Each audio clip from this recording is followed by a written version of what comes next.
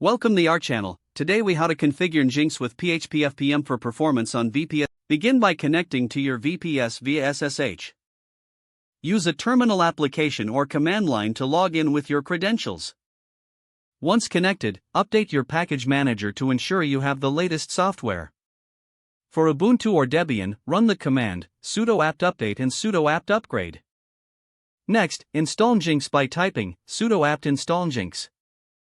After installation, start Nginx and enable it to launch at boot with sudo systemcll start Nginx and sudo systemcll enable Nginx.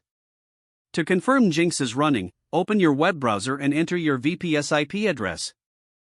You should see the default Nginx welcome page.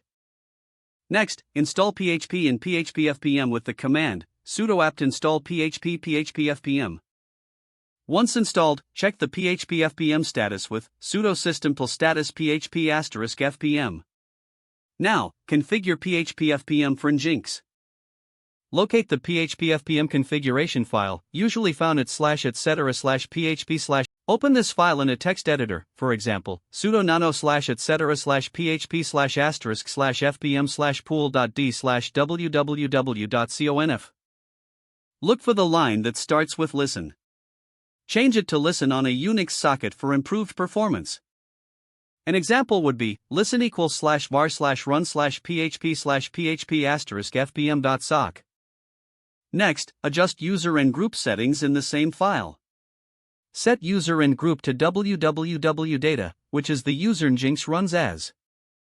Now save and close the file. Next, open the Nginx server block configuration file. This file can usually be found at /etc/nginx/sites available/default. Add the following lines within the server block to incorporate PHP processing.